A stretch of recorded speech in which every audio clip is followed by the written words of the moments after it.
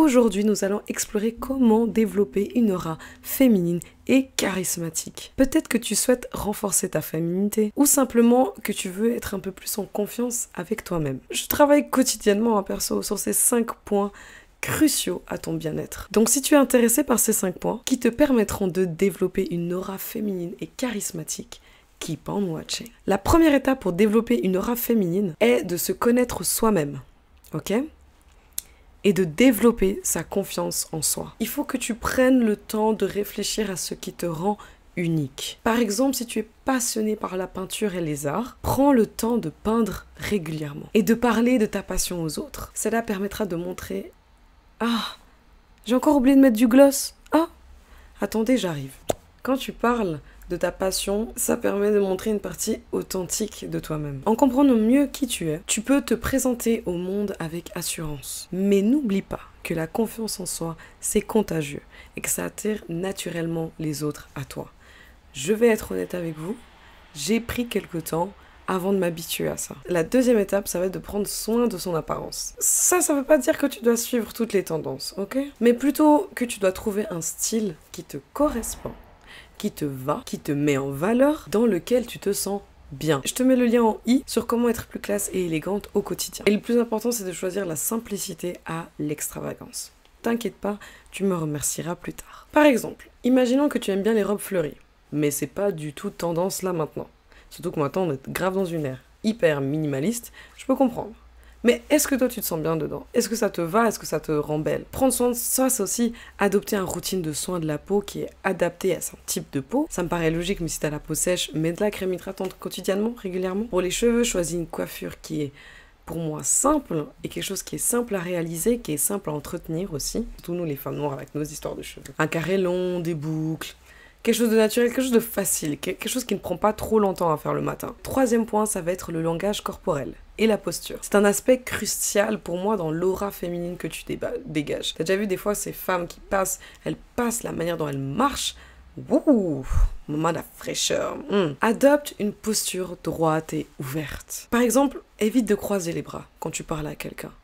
Si je vous parle comme ça, avec les mains ouvertes, et si je vous parle comme ça, ouais, c'est pas du tout la même envie, tu vois, là j'ai un peu là en mode, ah, vous me dérangez. Marche avec assurance en regardant devant toi et non vers le sol, et moi, très longtemps je me regardais en bas, comme ça je disais on me voit même pas, je suis très bien.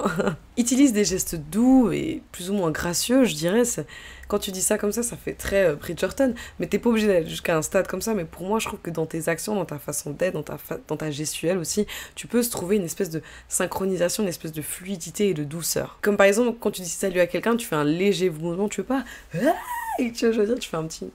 Non, je rigole. Le contact visuel et le sourire sincère, je précise sincère, peuvent aussi tout faire la différence quand tu interagis avec quelqu'un. Quand tu souris en disant bonjour à quelqu'un, on est bien d'accord que ça donne tout de suite une image de toi qui est amicale, ouverte. Et franchement, désolé, mais on n'a pas envie de parler avec quelqu'un qui tire la tête et qui a l'air de s'ennuyer dans l'environnement dans lequel on est.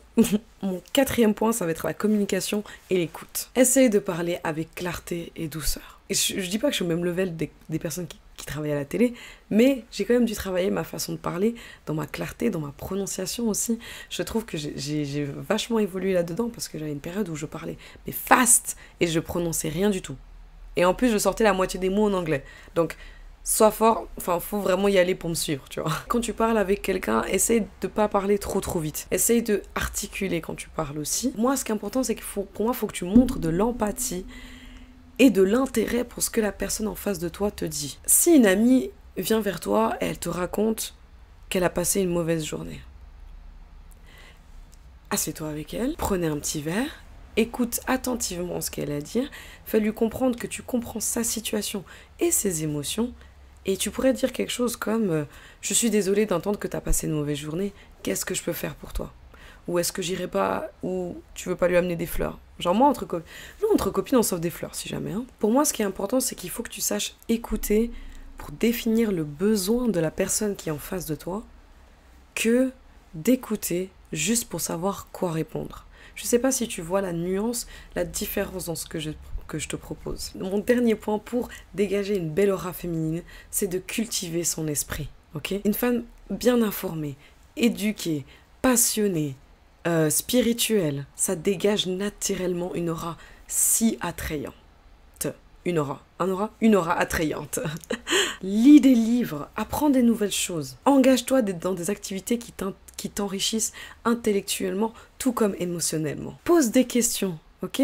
Développe ta relation avec ta religion. J'ai vu dans une vidéo de Jean Kess, je vous laisserai aller voir, qui a dit un truc que je trouvais très intéressant, c'est que si tu restes dans le je sais, t'avances à rien dans la vie. Alors que si t'es open à te dire je ne sais pas tout, je ne connais pas tout, et je suis ouverte aussi à apprendre, là, ça change ton aura, mais tout de suite. Par exemple, tu pourrais t'inscrire à un cours de cuisine, parce que la cuisine, c'est ta passion. Là, tu t'es inscrit, tu vas te mettre à te faire ta passion, tu vois. Ou alors, tu peux, comme je dis souvent, regarder des vidéos, écouter des podcasts sur des sujets qui t'intéressent, ou lire des livres aussi. Aller à des séminaires. Il y a tellement de choses de s'informer au jour d'aujourd'hui, il y a tellement de manières de s'informer, que pour moi, je trouve que si tu me dis je sais mais que tu n'avances pas, il n'y a pas d'excuse. Excusez-moi, je regarde dehors. Et aussi, ce qui est important pour moi, c'est qu'il faut que tu partages tes connaissances avec tes proches. Parce que pour moi, je trouve que quand tu partages justement avec les gens tes passions, ce que tu fais, ce que tu aimes faire, ça te rend plus fascinante, charismatique et attrayante. Par exemple, imaginons tu viens d'apprendre une nouvelle recette de cuisine. Au lieu de dire je sais faire cette recette, je sais, invite tes collègues, invite tes potes chez toi à la maison, et tu partages cette nouvelle recette que tu as fait. Voilà, c'était 5 conseils que j'avais à t'apporter aujourd'hui pour développer une aura charismatique, une aura féminine. Rappelle-toi juste que la clé, c'est de rester authentique et fidèle à toi-même. Ok? Si ça t'a plu, n'hésite pas à te balader sur ma chaîne pour trouver d'autres vidéos sur le même thème. N'hésite pas à liker, partager et à t'abonner. Et sur ce, je te dis à bientôt dans une nouvelle vidéo. Bye!